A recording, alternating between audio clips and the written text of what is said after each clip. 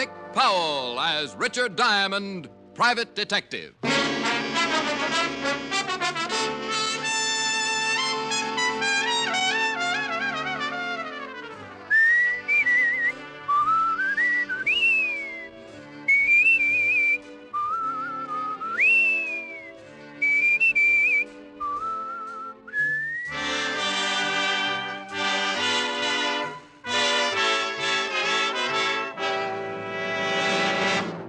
Here transcribed is Richard Diamond, Private Detective, starring Dick Powell.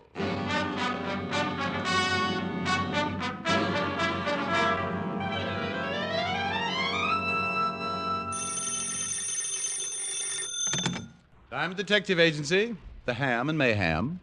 It's mayhem. Not if it ruins a gag. Hi, Helen. Hi. What are you doing? Oh, trying to spot a client. I've done everything to get somebody up here. Set traps. Hung out of the window by my toes. Nothing. Oh, is it that bad, Rick? Has been for a week. Can I come over tonight and cry on your shoulder? I'd love it. Better wear a bathing suit. Are you going to cry that much? No, but the bathing suit will sure make me feel a lot better. You idiot. Yeah, I can't help it. I try so hard. Are you really coming over? If I cry long enough, I'll work up a heck of an appetite. I'll have Francis fix you a good dinner. I'll pay you back with the first client I get. We'll eat out? No, I'll have Francis fix you dinner. What time will you be over? Mr. Diamond? Rick? Shh. I think I've spotted one. Client? I'm afraid to ask. I might scare him away. Are you Richard Diamond, the private detective? Are you interested in hiring him? I certainly am. Rick? We just made a score, baby. I'll see you tonight. Oh, wonderful. Bye. Well, come in, sir. Come in. No sense in standing in a draft. Might catch pneumonia before we get around to my fee. My name is John Alistair. Well, sit down, Mr. Alistair. Pull up a wallet. A chair. Thank you. Now, what can I do for you? Quite a lot, I hope. 2 days ago, I made arrangements for my own assassination. Huh? It's really very simple. Well, so am I sometimes. Maybe you better be a little bit more specific. Well, I was bankrupt, in danger of going to prison. I have a family, a wife and 2 children. And an insurance policy. That's right. If I was to be killed, my family would be well taken care of. You said you were in danger of going to prison. Why? Well, I'll be perfectly honest. I embezzled money from my firm. Oh, embezzlement. Well, you can get a lot of years for that. Yes, so I decided to do away with myself, leaving instructions for my wife to replace the stolen funds. She could live quite comfortably on the rest. I knew suicide would revoke the insurance policy, so I went to the only underworld character I knew, a man named Gimpy. A long time ago, he'd been my bootlegger. Oh, yeah, I know him. Nearly poisoned me once. I told Gimpy I wanted to hire a man to kill me, a professional assassin. Gimpy said it could be done, and I gave him $200. I told Gimpy to take care of the arrangements and not to tell me anything about the man who was going to kill me. I didn't want to know a thing, how it would be done or when. Well, what do you want me for? Well, something has happened. My wife's brother arrived last week from South America, a very wealthy man, and advanced me enough money to pay back the firm and make a fresh start. Well, then go tell Gimpy to call the gunman off. Have you read the morning papers, Mr. Diamond? No. Here, front page. Gimpy was shot to death last night. Oh. Oh, it's kind of tough then to tell Gimpy to call it off, hmm? I want you to find whoever Gimpy hired and stop him from killing me. Find a man with the only clue to his identity lying dead in a morgue? He could be one of 50 professional killers wandering the streets. One of 50 who would make it tough to be found even if you just wanted the time of the day. Can you find him? I don't know. I can try. You must find him before he kills me. Well, I'll try my best. In the meantime, you stay here and lock yourself in. In this office? Yep, right here. Don't even let your wife know where you are. All right, if you think it's necessary. No, I think it is. And, by the way, I charge $100 a day in expenses. I guess his brother-in-law had given him enough money for a high-priced private detective because he handed me $100 and agreed to lock my door and not answer it for anyone but me. I left the office and headed for the Skid Row Bistro where Gimpy had died on the dirty floor. It was called the Black and Red, and the bartender was wearing an apron that looked like he'd been making hash on it. Yeah, Gimpy got killed here. Right over there, the clean spot near the bar. He bled a little. You know who gunned him? What am I answering your questions for? Because I'm asking him. That ain't enough. I got a fetish for living. I'm a private cop. Well, that's the worst thing you could have said. You better buy a beer or take a walk, huh? I'll buy. You don't even have to change the $10. You think I'd tell you something for a lousy 10 fish? Yeah? Well, you're wrong. I don't know nothing. You were in here, weren't you? Yeah, on my stomach behind the bar. You saw it start, didn't you? You want me to tell you as much as I know? Unless you want to play another tune. We could dance. $10 for what I know?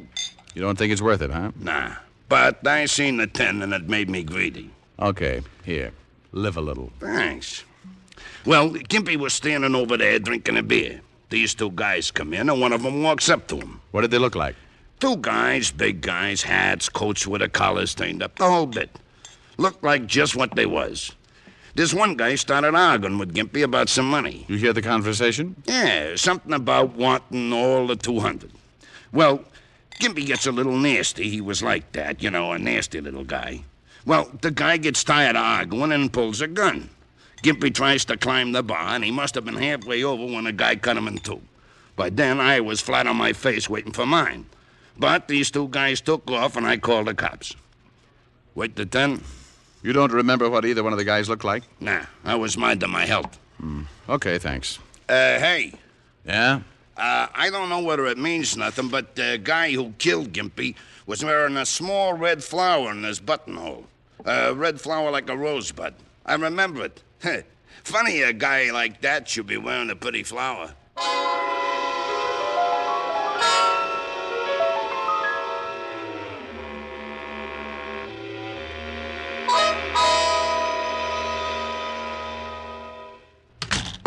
Oh, what do you want? Why, Sergeant Otis, you've been taking your ugly pills again. Can't you ever do anything without the department's help?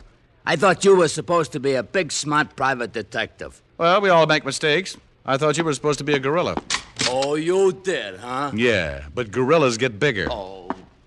Hello, Walt. Hello, Rick. What can I do for you? I got a little problem. Your department handled that killing over in the Black and Red Saloon? Skid Row? Yeah. Yeah, a small-time guy named Gimpy got himself blown up. Any line on the killer? No, we questioned the bartender who runs the place. He was lying on his face. Couldn't give much of a description. We're checking up on Gimpy's friends and associates. The killer wore a small red flower in his buttonhole. Maybe a rose. How do you know? Bartender told me. Thought maybe you knew about it. Well, he didn't tell me. What are you interested in Gimpy for? He contacted the killer. I've got to find the killer, and I don't know who he is. You think maybe this guy with the flower is your boy? Well, he might be. Bartender said he was arguing with Gimpy about $200. Well, no, he didn't tell me that either. Just said they were arguing. You should have slipped him $10. What do you have to find him for? Client. You got a client who wants you to find a killer? Yeah, and that's all I'm going to tell you. Now, give me what you got on Gimpy and his friends. I don't know why I should. Oh, stop pouting, fatty. I can't tell you anymore. Besides, if I find this killer, you solve the Gimpy killing, don't you? Well, yeah. Well, then let's have it. Okay. Gimpy didn't have many friends. The only sure one we've come up with is a woman named Belle DeCanto. Runs a small dancing school. Have you talked to her?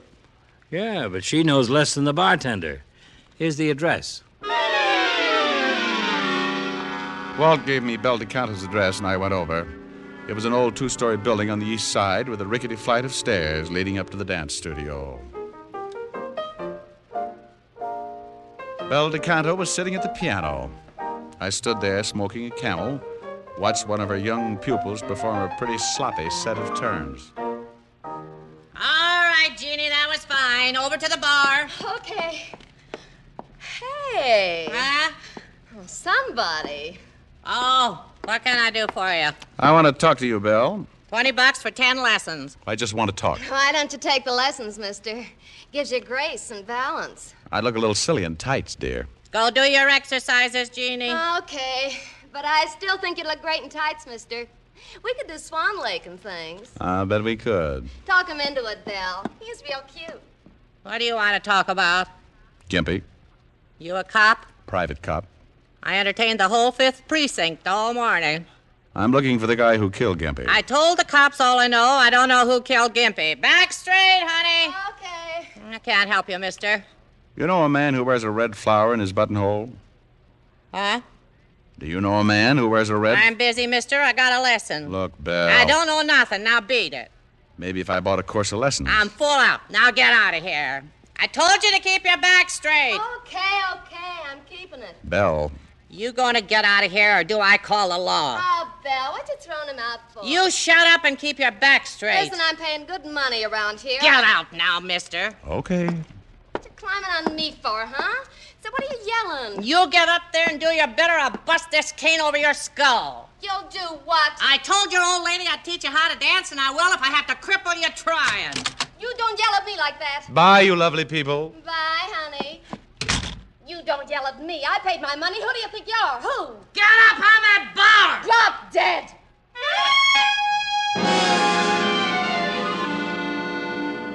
It was pretty obvious my mention of the man with the red flower had set off Belle DeCanto's charming temper.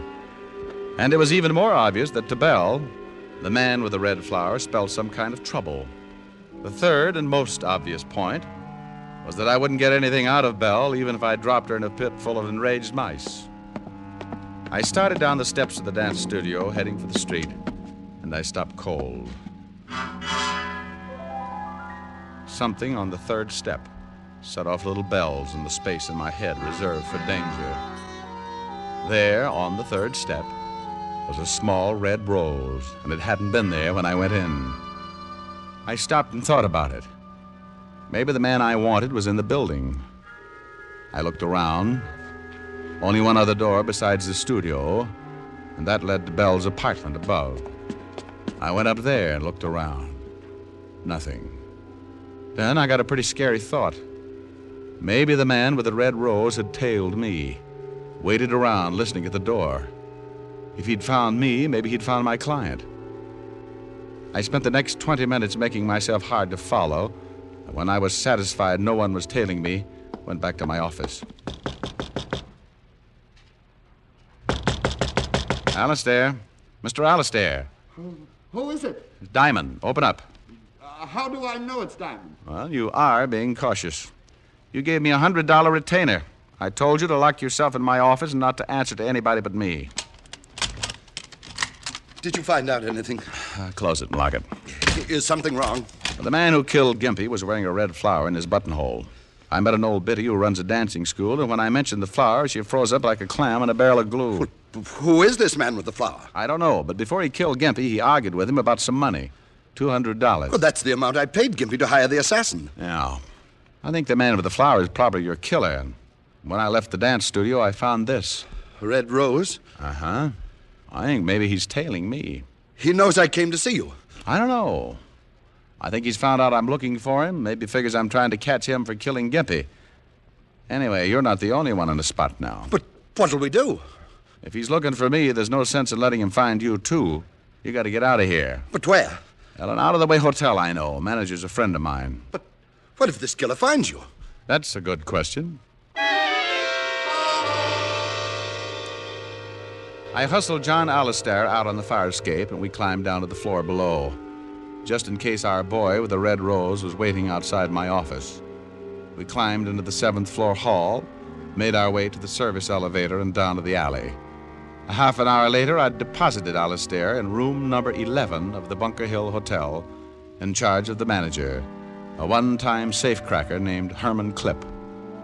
I'd done a lot of favors for Herman, and he assured me Alistair would be safe, and that no one would be allowed to see him unless his name was Diamond, and he had the bluest eyes in the private detective business. It was 6 o'clock by the time I left the hotel, and I kept to the side streets in case the man with the red rose might be close. It was certainly one way of finding him, letting him find me. But I wanted to be ready for it, and I didn't want to be around my client when it happened. I went back to my apartment on 51st Street.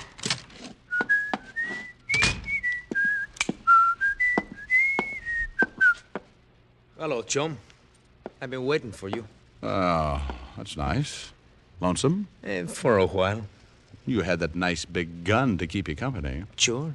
You forgot to wear your rose. You got the wrong boy, Diamond. Drago's busy. Drago? Name won't do you any good. I'm going to kill you. Drago's the boy with the red rose? Turn on the radio. You were the guy with him in the bar when he killed Gimpy. That's right. Turn on the radio. Okay. Look, tell Drago he doesn't have to kill John Alistair. Alistair says to call it off. The radio. Oh, sure. Will you tell him? See, I tell him. But I don't think it's going to do any good. You see, he knows Alistair talked to you. We know you've been trying to find him. And we don't want anybody who can pin Gimpy's killing on us. I didn't tell Alistair anything. Sure. Where you got him hidden out, huh? We find out. Drago shouldn't have knocked off Gimpy like that, but he gets excited. Like running out of the bar before he knocked off the bartender. If we had knocked off the bartender right then, he couldn't have told you nothing. What about the bartender? He's in the river. Turn the radio up. I turned the radio up slowly, my mind working triple time. The guy behind me wanted the music to cover the noise, like a funeral march with a one-gun salute. I heard him get up behind me. All right, turn around. It had to be quick. I turned and gave him the radio right in the face.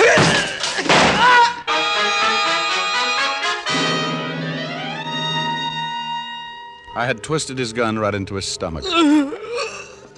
He looked up at me like a kid who was going to bust out crying because somebody had dumped over his blocks. Then he slid down on his face and died without a sound. I put in a fast call to Walt, told him to check his files for a killer named Drago. I told him what had happened and about the bartender who was probably floating on the river. Then I took off for Bel DeCanto's dance studio. The man I'd just killed had said Drago wasn't going to leave anyone around who might pin the Gimpy killing on him. And Drago had left his red rose on the steps outside of Bel's studio. When I got there, the big dance hall was dark, so I went up another flight to Bel's apartment.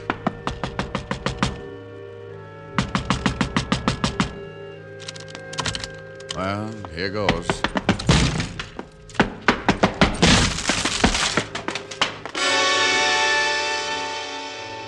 Bel was there all right, and Drago had been there. He hadn't left a rose, but he left a bullet instead. It was somewhere in Bel DeCanto's heart.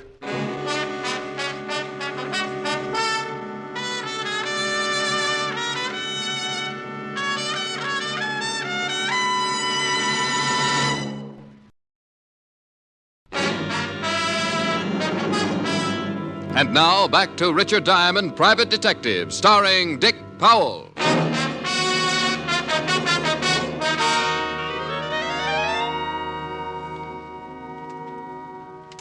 Well, here's all the information, Rick.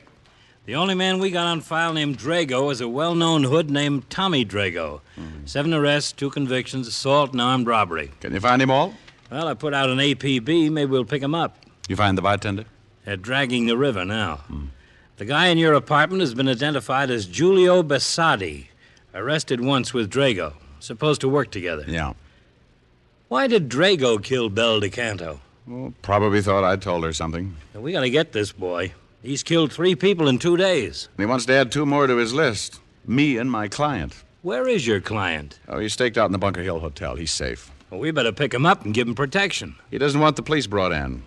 But you can stake out a couple of men near the hotel in case Drago shows up. Right. Look, Walt, if this Drago likes red roses, he must buy them someplace. Yeah? Well, have some men check all the flower shops. Have them circulate the description.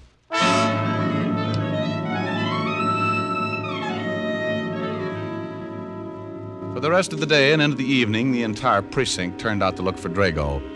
Each man had a photograph, and they toured every flower store in the city, showing the photograph and asking questions. Walt and I even took one section, wore out a lot of pavement and several good inches of shoe leather, trying to find someone who might have been selling the roses to Drago. By 6 o'clock, we were back in the precinct, discouraged, and, as Walt said... Oh, I'm beat. Yeah. You want some coffee? Yeah, might as well. We took in 12 shops. Here. Thanks. Looks like the guy grows his own. Maybe he does. Swell. I'll put out a general to pick up every window box and flower pot in the city. We're bound to catch him in 10 or 12 years. Yeah, what do you want, Spikehead? Spikehead? Just thought it up. Oh. Well, did you just want to see if the buzzer works? No, I got an address on that guy Diamond shot. Giulio Bassati? Yeah. Well, do you want us to hold a seance while you give it to us by telepathy? 456 River Street, apartment 7. and you sure are getting grouchy. Walt and I piled into the squad car and took off for 456 River Street. There was a chance that the man who wore the roses might live with his partner, Giulio Bisardi. We found the manager. He let us into the apartment, and after 15 minutes of pretty extensive house wrecking, both Walt and I came to the same conclusion. Giulio Bisardi lived alone and liked it. We hit the street pretty discouraged. Well, come on. Hey, Walt. What is it? Look, that old lady down the street. What about her? She's selling flowers. Oh, well, let's go. Fresh flowers, 20 cents a bunch. Flowers, gentlemen?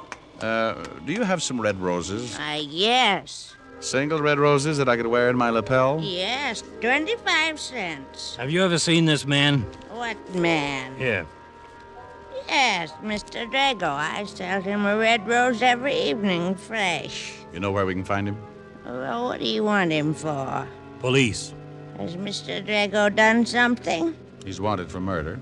Oh, no, how terrible. He seemed like such a nice man, so generous, he dressed so nicely. He's killed 3 people. 3 people. Do you know where he lives? 3 people. Yes, he lives in the next block. I don't know the number. I'll have to show you. Here, I'll take all the flowers you've got. The old flower woman showed us the building, and again we dragged another manager out to let us into Drago's apartment. This time we went in low, ready to shoot if Drago happened to be home. He wasn't. And once again, we tore another place apart. Find anything? No, not yet. Get a load of this closet. Drago really dresses. Hey, Walt. Yeah? You find something? Look at this telephone pad. What about it? The writing. Read it. Bunker Hill. Bunker Hill Hotel. That's where my client is. Drago's found him.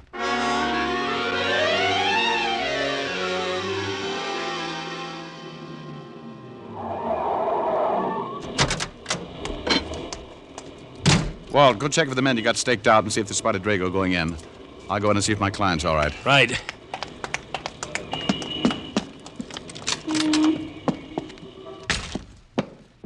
Herman. Herman. Oh. Rick? Over here, Walt. Herman is out cold. Herman? Yeah, the manager. Oh, he looks pretty bad. Yeah, he's really out. Drago? Your men see anybody? No, but he could have slipped in. Now, let's get up to my client. Well, come on. I'm looking for the key. What room? 11. Well, it's gone. I had my client locked in. Come on. 2nd floor.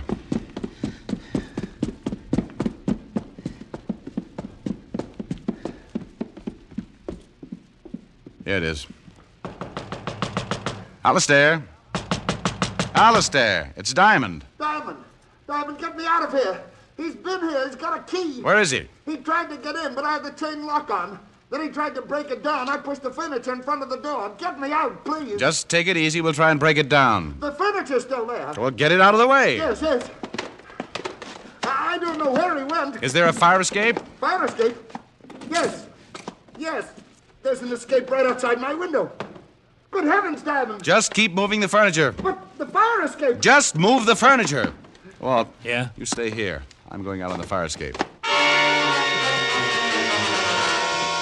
It figured. If Drago couldn't get past the furniture, he'd get in another way.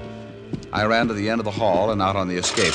I turned the corner of the building and started for my client's room. He's on the escape. He's coming down. I can hear him. Get me out. Get me out. At first, I thought my client had heard just me. But then I saw him climbing down from the floor above, a gun in his hand, the polished barrel shining in the moonlight. As he reached the window, Alistair went crazy. He's outside the window. No, no, no, please. I leaned against the building and steadied my arm just as he broke the window. No, no, no, no.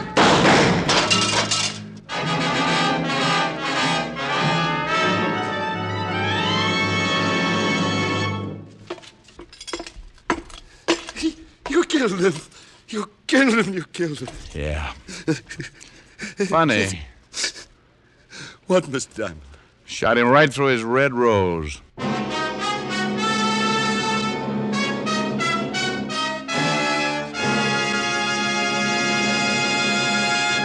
Dick Powell will return in just a minute.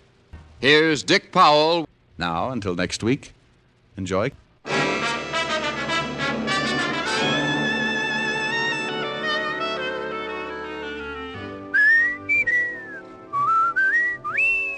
Tonight's adventure of Richard Diamond was written by Blake Edwards with music by Frank Worth. Our director is Helen Mack.